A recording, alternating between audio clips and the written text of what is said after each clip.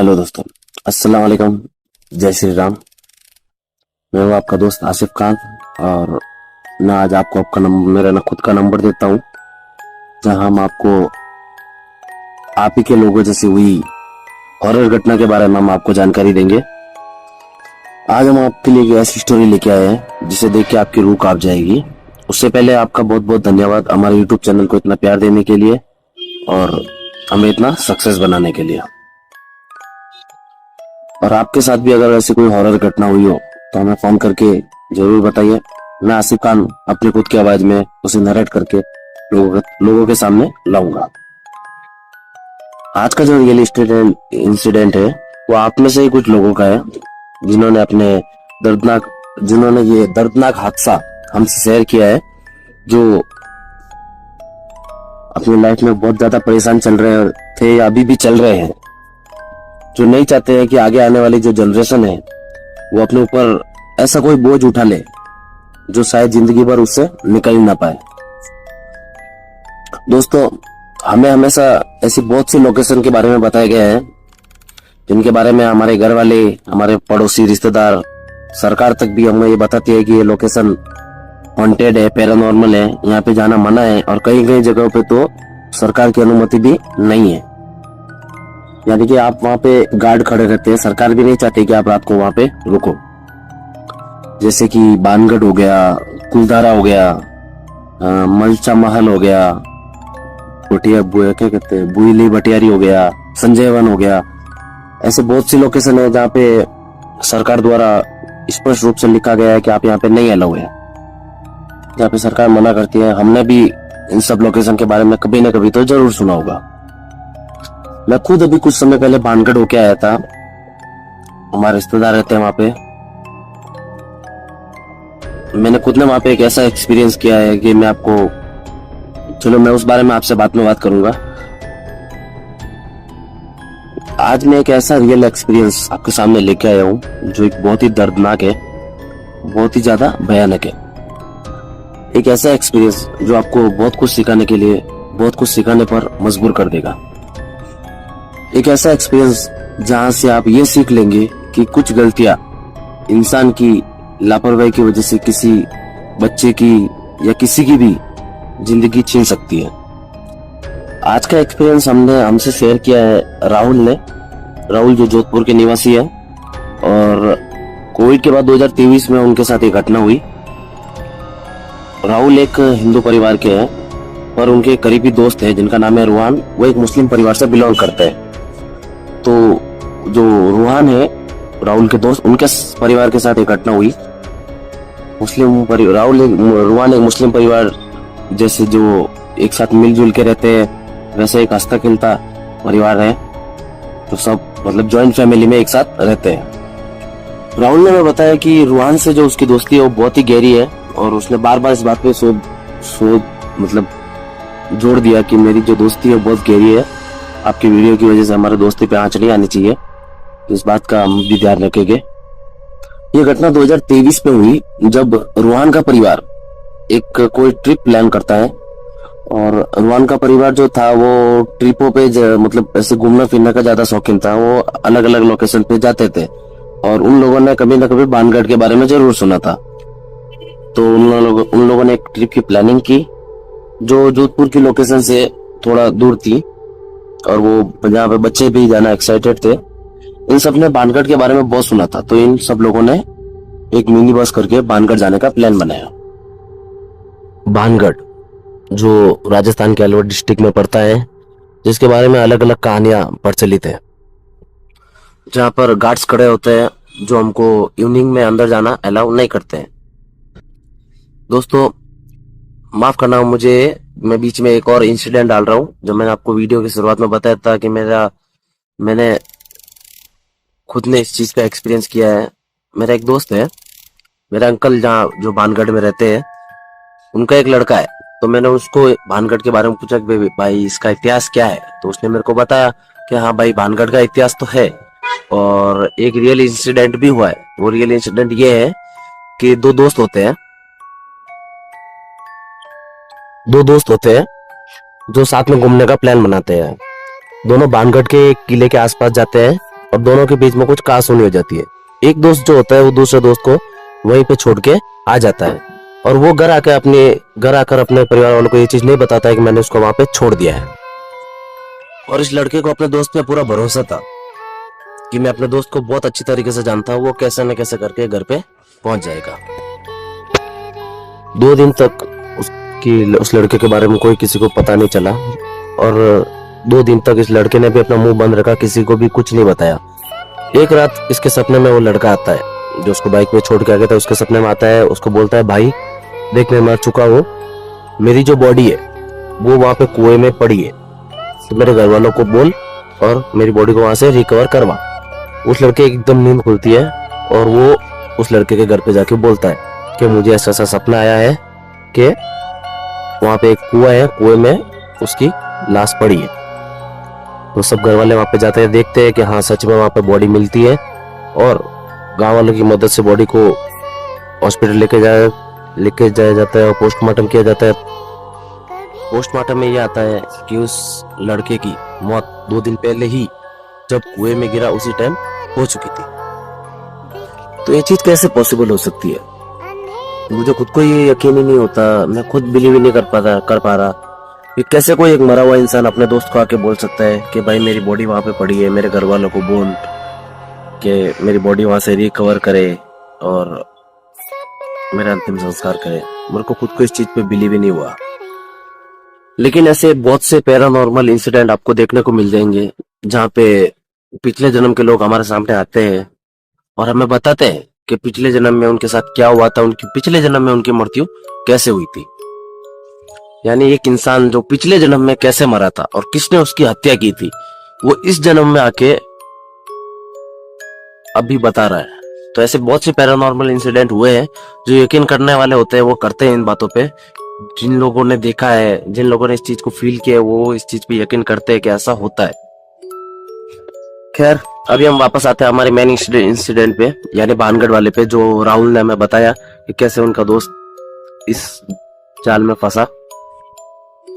रुहान का जो परिवार था वो बहुत टाइम से आउटिंग प्लान कर रहा था। तो इन लोगों ने अपने रिश्तेदारों से सुना था और इनके रिश्तेदारों ने इनको बोला भी था कि अगर आप लोग राजस्थान में हो इतनी अच्छी जगह पे, तो वहां पे जोधपुर में हो तो वहां पे किला देखो, अलवर जाओ, जयपुर जाओ, और अलवर में एक भानगढ़ का किला है, उसके ऊपर आप जरूर होके आना। ये लोग काफी टाइम से आउटिंग का प्लान कर रहे थे और इनका घर का जो माहौल था वो बहुत ही बिजी चल रहा था। मतलब सब घर वाले अपने अपने कामों में बहुत बिजी थे। इतना बिजी होने के बावजूद भी इन्होंने सर्दियों का टाइम चुना घूमने के लिए। जब बच्चों की भी छुट्टियां पड़ गई थी सर्दियों की, तो वो सर्दियों का टाइम इन्होंने चुना वहां पे घूमने के लिए। इनके घर में बहुत से बच्चे थे, उनमें से एक बच्ची थी जिसका नाम था अजारा। अजारा जो 5 साल की बहुत ही प्यारी बच्ची थी, जिसके अंदर जीने की चाह थी, जो उनके मामा की लड़की थी। ये लोग बच्चों के साथ और साथ में अजारा भी, ये लोग घूमने का प्लान बनाते हैं और वहां से एक मिनी बस करके, पर्सनल बस करके निकलते हैं। ये लोग अलग अलग लोकेशन पे घूमते हुए एक होटल में चेक इन करते हैं। इन्होंने जो होटल बुक किया था वो एक 3-4 स्टार प्रॉपर्टी था और किसी को पता नहीं था जो ये बस आई है वो भानगढ़ की तरफ जा रही है। यानी कि ये जो लोग घूमने आए थे और जब यहाँ होटल में रुके भी थे, उनमें से किसी को भी भानगढ़ में घूमने आए, उसमें किसी को भी भानगढ़ का जो इतिहास था उसके बारे में बिल्कुल भी पता नहीं था कि क्या भानगढ़ का इतिहास है। सुबह के 10 बजे ये लोग होटल से चेक इन करते हैं और भानगढ़ की तरफ बस में रवाना होते हैं। बस वाले ने भी इनको कभी बताया नहीं था कि आप जो लोकेशन पे जा रहे हो वो एक भूतिया लोकेशन है। वो इसलिए क्योंकि जो इन्होंने बस की थी वो एक मिनी बस थी, जो लोग ये लोग वहां से जोधपुर से डायरेक्ट लेके आए थे और बस वाले को भी इस बारे में ज्यादा जानकारी नहीं थी। तो ये लोग सब बस ड्राइवर के साथ मिलके सुबह 10 बजे होटल से रवाना होते हैं भानगढ़ की तरफ जाने के। जब ट्रेवलर इनको बस में बैठा के भानगढ़ की तरफ रवाना हो रहा था तो रास्ते में एक बाईपास के पास इनकी बस खराब हो जाती है। सर्दियों का मौसम था, बहुत तेज सर्दी थी, तो अचानक बस खराब हुई। इन लोगों ने बहुत मेहनत मशक्कत की बस को चालू करने के लिए, पर बस चालू नहीं हुई। कई छोटे मोटे मैकेनिक आए उस तरफ जो बस को ठीक करने की कोशिश की, पर बस ठीक नहीं हुई। फाइनली इन्होंने एक बंदा ने कार से लिफ्ट मांगी और गया, एक बड़े मैकेनिक को लेके आया और वो मैकेनिक ने आके फिर बस को चालू किया। बस को चालू होते होते 2 बज गए थे। जब इनकी बस स्टार्ट हुई तो 2 तो बज चुके थे और वहां से भानगढ़ की जो था किला, भानगढ़ का जो किला था वो 2 घंटे की दूरी पर था। यानी ये लोग 4 बजे के आसपास भानगढ़ पहुंचने वाले थे, तो इनको वैसे भी देर हो चुकी थी। इन लोगों को अभी भी भानगढ़ के बारे में बहुत सी चीजें पता नहीं थी। फाइनली ये लोग 4 बजे शाम के टाइम, जो 4 बजे सर्दियों में शाम के टाइम लगभग सूरज ढलना स्टार्ट होने लग जाता है, तो 4 बजे ये लोग भानगढ़ पहुंचते हैं। एक और चीज हम आपको बताते हैं, इनका जो होटल था वो भानगढ़ के किले से 100 किलोमीटर दूर इन्होंने होटल बुक किया था, क्योंकि भानगढ़ का जो लोकेशन था वही एक दूर था, बाकी के सारे लोकेशन नजदीक थे उनके जो घूमने लायक थे। इसलिए उन्होंने लास्ट में भानगढ़ देखने का तय किया और बाकी सब वो नजदीक के होटल के आसपास के लोकेशन थे। तो इनका जो होटल था वो 100 किलोमीटर दूर भानगढ़ के किले से था। लेकिन जो आज भानगढ़ का इनका प्रोग्राम था वो इनको मौत के करीब लेके जा रहा था। जब 4 बजे ये लोग एंट्री लेने लगे तो इन्होंने सिक्योरिटी गार्ड को पूरी सिचुएशन बताई कि भाई हमारी बस खराब हो गई थी, हमको इस किले के बारे में पूरी जानकारी लेनी है।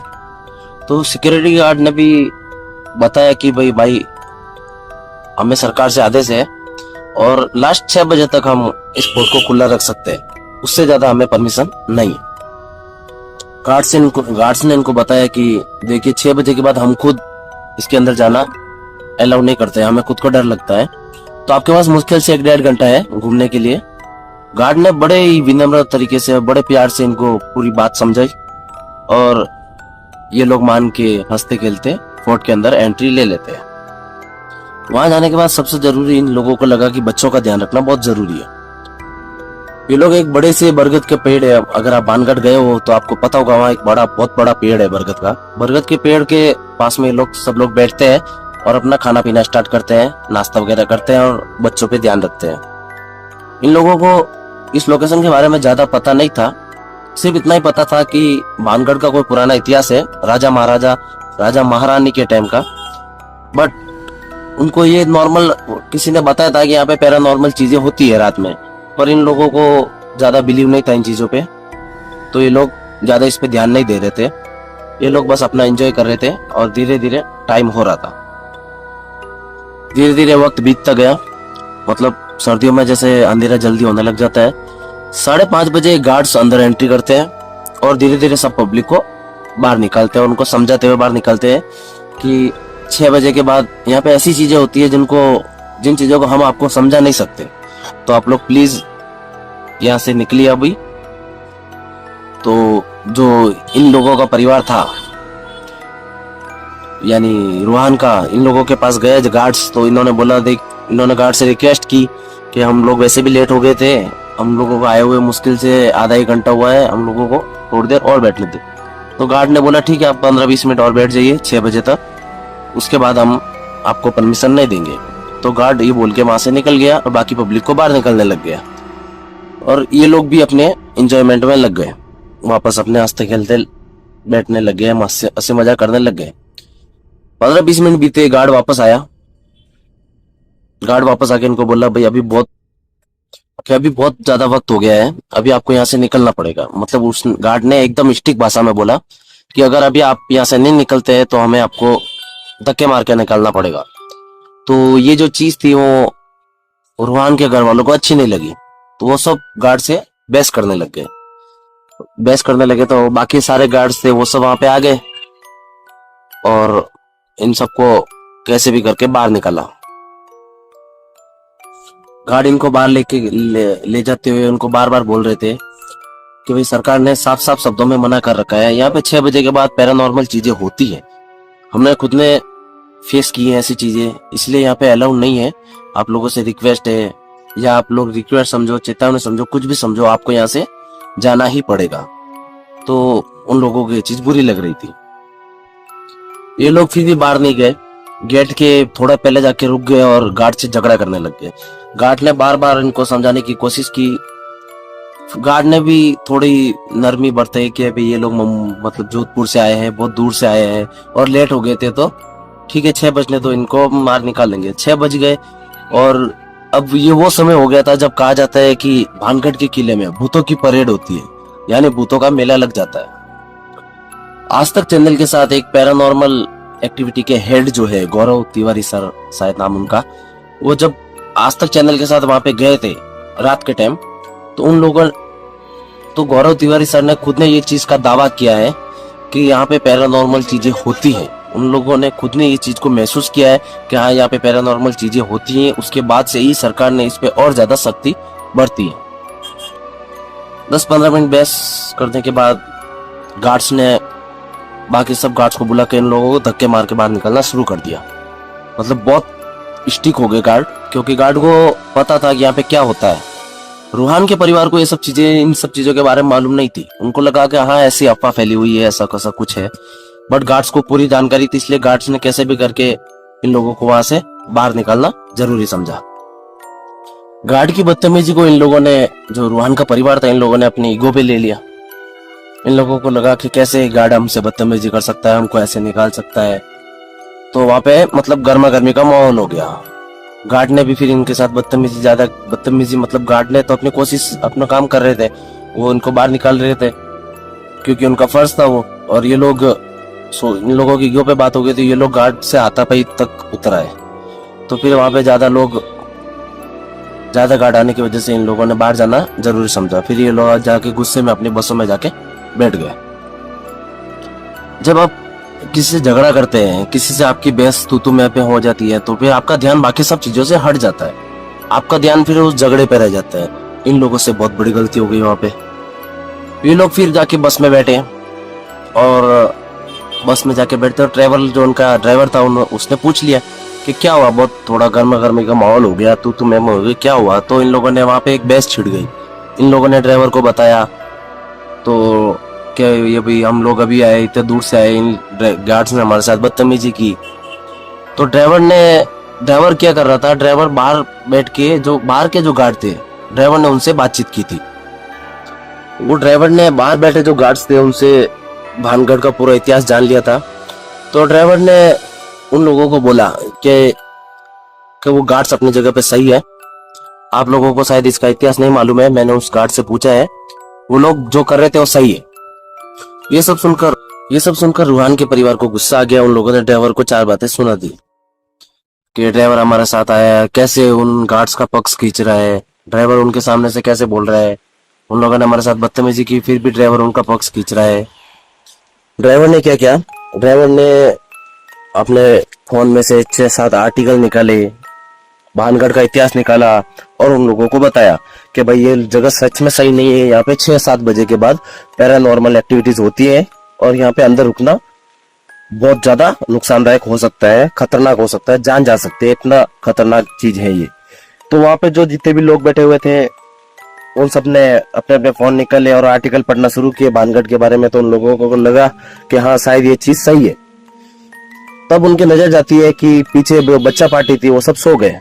तो ये भी अच्छी बात थी कि भाई हाँ सब बच्चे सो गए, थक गए, सो गए हो गए। ड्राइवर सीधा इनको 3-4 स्टार होटल लेके गया।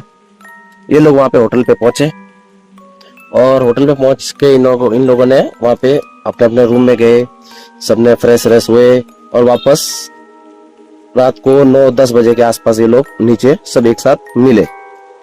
जब ये लोग वहां पे नीचे एक साथ मिले तो रूहान के जो मामा थे उन्होंने पूछा कि अजारा कहाँ है, जो हमने बताया था आपको 5 साल की बच्ची, उसके बारे में। तो वहां पे फिर ये बहस छिड़ गई, अजारा कहाँ है। सब एक दूसरे को पूछने लगे भाई हमने लास्ट में आपके साथ देखा था, हमने लास्ट में आपके साथ देखा था। फिर पता चला कि वहां बहस हुई थी। उसके बाद जब बहस हो रही थी गार्ड के साथ भानगढ़ के किले में, उससे पहले अजारा वहां पेड़ के पास खेल रही थी।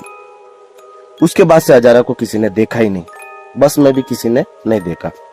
तो वहां पे अजारा की माँ और फूट के रोने लगी और सब पूरा परिवार टेंशन में आ गया, क्या ये क्या हो गया हमारे साथ। तो इन लोगों ने जाके ट्रेवलर को बोला कि हमारी बच्ची वहां भानगढ़ के किले में छूट गई है, हमको अभी कभी भानगढ़ के किले में जाना पड़ेगा। तो ड्राइवर ने अपने हाथ झटक दिए। ड्राइवर ने बोला भाई मैं जिस ट्रेवलर से आया हूँ, आप जाके चाहे उनसे बात करो या किसी से भी बात करो, मैं इतनी रात को बानगढ़ के किले में नहीं जा सकता, मैं अपनी जान जोखिम में नहीं डाल सकता। तो फिर इन लोगों ने जाके मैनेजर को, होटल का जो मैनेजर था उसको बताया, उसके पूरे स्टाफ को बताया कि भाई हमारे साथ ये चीज हो गई है। तो वो लोग खुद शौक में हो गए कि ये इतनी बड़ी गलती आप लोग कैसे कर सकते हो कि आपकी बच्ची, 5 साल की मासूम बच्ची, आप लोग वहां पे भूल के आगे इन लोगों ने बताया कि वहाँ गार्ड के साथ बहस हो गई थी, तो उस गर्मा गर्मी में हमारा ध्यान नहीं गया। तो अभी वहां से कोई भी चलने को तैयार नहीं था, सब ने अपने हाथ झटक दिए कि हम लोग इतनी रात को नहीं जाएंगे। तो मैनेजर जो था उसको इन पे थोड़ी सी तरस आया, थोड़ी सी दया आई, तो मैनेजर ने क्या किया, मैनेजर ने अपनी खुद की कार इनको दे दी कि हम लोग में से तो कोई आपके साथ नहीं चल सकता, पर हम लोग हमारी कार देते हैं आपको, आप लोग 4-5 जने जाइए और अपनी बच्ची को लेके आइए। तो ये लोग वहां से इनके कार लेके निकलते हैं 4-5 जने और भानगढ़ की तरफ रवाना होते हैं। ये लोग गाड़ी लेके निकलते हैं और वहां पे भानगढ़ पहुंचते हैं। भानगढ़ के किले के बाहर इनको वहां पे एक गार्ड मिल जाता है और गार्ड इनको रोक के पूछता है कि जनाब, शायद आप भूल गए हो कि ये एक भानगढ़ है, यहाँ भानगढ़ का किला है, यहाँ पे 6 बजे के बाद अंदर अलाउ नहीं है। तो इन लोगों ने अपनी बच्ची की यानी हजारा की फोटो बताई कि ये बच्ची है, और हम जब यहाँ पे आए थे तो आपके जो पहले वाले गार्ड थे उनके साथ हमारी बहस हुई और इस बहस में हमारी बच्ची अंदर रह गई। गार्ड के भी बच्चे थे तो गार्ड थोड़ा पिघल गया। गार्ड ने बोला कि मैं आपको अंदर जाने की परमिशन तो दे दूंगा, पर ये बहुत ही रिस्की हो सकता है, बहुत ही खतरनाक है। मैंने खुद ने यहाँ पे बाहर पहरेदारी करते हुए कई ऐसी चीजों का सामना किया है। आप लोग अंदर जा सकते हो, पर इस बात को किसी को पता नहीं चलना चाहिए कि मैंने आपको अंदर जाने की परमिशन दी है, नहीं तो मेरी नौकरी खतरे में आ जाएगी। तो उन लोगों ने बोला हाँ हम किसी को नहीं बताएंगे, सबने एक दूसरे से सलाह मशुरा की कि ठीक है हम नहीं बताएंगे। और गार्ड ने बोला ठीक है जाइए आप अपनी बच्ची को ढूंढ के लाइए।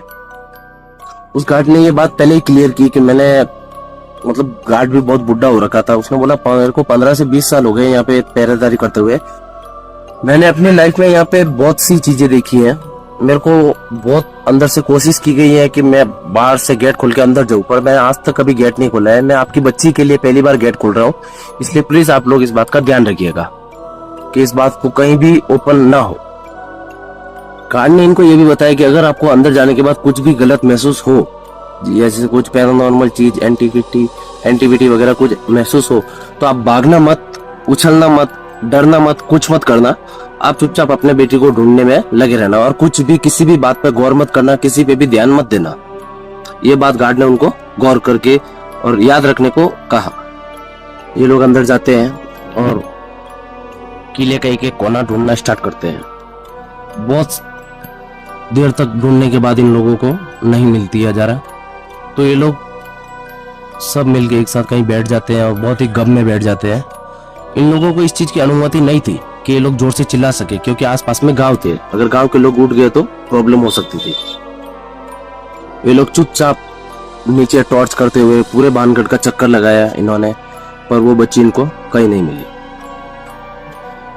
हजारा के जो पापा थे बहुत ही थक हार के एक बरगद के पेड़ के नीचे आके बैठते हैं, वही बरगद का पेड़ जहाँ पे इन लोगों ने खाना ना खाया था, और बहुत ही परेशान होकर गुस्से में हाथ मारते हुए बोलते हैं, ऊपर देखते हुए कि हे अल्लाह, हे भगवान, तूने क्या किया हमारी बच्ची के साथ। और जैसे ही इनकी नजर ऊपर जाती है तो ये लोग देखते हैं और खुद के रोंगटे खड़े हो गए हैं कि इनकी बच्ची ऊपर एक टहनी पे बंधी हुई ऊपर बैठी, एक छोटी सी टहनी पर उस बच्ची को किसी ने बांध रखा है और वो बच्ची ऊपर टहनी पर बांधी हुई पड़ी है। हजारे के पापा अपने सब रिश्तेदारों को बुलाते हैं उधर कि जल्दी से जल्दी आप लोग यहाँ पे आए, हजारा मिल गई है। गार्ड भी वहां पे आता है और ऊपर टॉर्च करता है तो देखते हैं कि हजारा बरगद की पेड़ की टहनियों से ऊपर बंधी हुई है नीले कपड़े में, जिसकी आंखें पूरी व्हाइट हो रखी है, मतलब आंखें जो ये व्हाइट है वो पूरे ऊपर हो चुके हैं। पूरी बच्ची नीले कलर के, नीले रंग के कपड़े में लपेटी हुई है, बरगद की पेड़ की टहनी से बंधी हुई है। ये सब देखकर लोगों, वहां के जितने भी लोग थे इसके रिश्तेदार हजारा के, सबके होश उड़ गए। ये लोग एक दूसरे का सहारा बनके एक दूसरे के ऊपर चढ़ के उस टहनी तक पहुंचते हैं और हजारा को नीचे उतारते हैं। जब तक हजारा को नीचे उतारा जाता है हजारा एकदम ठंडी पड़ जाती है ये लोग बहुत ही बुरी तरीके से वहां पे रोने लग जाते हैं। सब बहुत बुरी तरीके से सदमे में पड़ जाते हैं, क्योंकि वापस हजारे के पापा तो वहां पे रो रो के बुरा हाल हो ही रहा था। वहां होटल में जो औरतें थी, हजारे की माँ, उनके रिश्तेदार, वो सब भी टेंशन में वहां पे बैठे हुए थे कि ये लोग सब यही सोच रहे थे कि वहां औरतों को जाके क्या जवाब देंगे। इन लोगों ने फोन किया वहां पे कि हजारा मिल गई है, और होटल एक रिश्तेदार को फोन किया कि होटल मैनेजर को जाके बोलो कि वहां पे एक अच्छे डॉक्टर को लाकर को हजारा मिल गई है, पर उसकी तबीयत बहुत ज्यादा खराब हो रखी है। ये लोग वहां पे पहुंचते हैं, तब तक डॉक्टर वहां पे आया हुआ रहता है। डॉक्टर उसको देखता है और डॉक्टर उसको देखते हुए बोल देता है कि शी इज डेड, यानी ये नहीं रही। वो लोग इस बात को नहीं मानते हैं। वो लोग बड़ी एम्बुलेंस करते हैं, बोलते हैं हम इसको अच्छे से अच्छे हॉस्पिटल में लेके जाएंगे। ये लोग एक एम्बुलेंस को बुलाते हैं, बड़ी एम्बुलेंस करते हैं। ये लोग हजारों को मुंबई जैसे सिटी में लेके जाते हैं और वहां पे जाके डॉक्टर को दिखाते हैं। डॉक्टर ने भी, ये लोग जब मुंबई डॉक्टर के पास लेके गए तो डॉक्टर ने भी वहां उनको बोल दिया कि ये बच्ची अब इस दुनिया में नहीं रही। इन लोगों ने फिर भी हार नहीं मानी। ये लोग एक बड़े मौलाना के पास गए। मौलाना के पास गए, बहुत ही जो नामचीन मौलाना थे, उनके पास गए और उनको पूरी सारी सिचुएशन बताई कि हम लोग बानगढ़ में गए और हमारे साथ ऐसा ऐसा हुआ। मौलाना साहब इनको बोलते हैं कि भाई जब डॉक्टर ने ही बोल दिया है कि ये मर चुकी है तो फिर हम लोग कुछ नहीं कर सकते इसमें। जब डॉक्टर ने डिक्लेयर कर दिया कि शी इज डेड तो हम लोग कुछ नहीं कर सकते। यहाँ से कुछ ऐसी चीजें आने वाली है जो शायद सुन के आप खुद डर सकते हो, क्योंकि हम आपको ये बताने वाले कि एक्चुअल में हजारा के साथ हुआ क्या था। अभी मौलाना के कहने के बाद इन लोगों ने हजारा को दफनाने की प्रक्रिया शुरू की, यानी हजारा का जो अंतिम मोमेंट था, अंतिम जर्नी, वो करना स्टार्ट हुआ। तो जो लोग वहां पे पहुंच सकते थे वो लोग वहां पे पहुंचे। इन लोगों ने हजारा को दफनाना स्टार्ट किया। तो जब ये लोग हजारा को दफना रहे थे तो वहां पे एक मौलाना खड़े थे। तो जब हजारा को कब्र में रखा गया और ऊपर से जब मिट्टी डाली गई तो ये लोग देख रहे हैं कि हजारा उस मिट्टी के नीचे जा ही नहीं पा रही है। यानी जैसे ही मिट्टी डाल रहे हैं तो कब्र तो पूरी भर रही है, पर हजारा ऊपर आ रही है, यानी वो बॉडी बड़ी बड़ी ऊपर की तरफ आ रही है। मिट्टी नीचे दब रही है, बॉडी और ऊपर आ रही है। जैसे जैसे मिट्टी डाल रहे हैं वो मिट्टी हजारा के ऊपर जा ही नहीं रही है, वो हजारा खुद ऊपर आ रही है और मिट्टी नीचे दब रही है। वहां पे दूसरे मौलाना तब तक आ जाते हैं। दूसरे मौलाना देखते हैं, ये सब चीजें देखते हैं कि मतलब आधी कब्र उन लोगों ने मिट्टी से भर दी है, पर अभी तक हजारा के ऊपर एक भी मिट्टी नहीं की, हजारा ऊपर आ रही है। तो दूसरे जो मौलाना थे उनको इस बारे में कुछ मालूम नहीं था, पर वो बहुत ही नामचीन थे। उन लोगों ने सीधा हजारे के पापा को पूछा कि आप लोग बानगढ़ गए थे क्या? ये सुनकर हजारे के पापा खुद शौक हो गए कि अभी तक तो उन्होंने कभी बताया नहीं है हम लोग बानगढ़ गए थे, तो फिर उनको कैसे पता। तो उस मौलाना ने कहा कि आप लोग ये क्या कर रहे हो, ये अब तुम्हारी बच्ची नहीं रही, ये अब उस जिन की बच्ची है जो वहां पे बानगढ़ गए थे। आप लोग बानगढ़ में इस बच्ची को छोड़ के आए थे, वो आपकी बहुत बड़ी गलती थी। ये जिन उसके आत्मा को लेकर चला गया है। अभी ये सिर्फ इसका एक मृत शरीर है, वो भी जिन का है।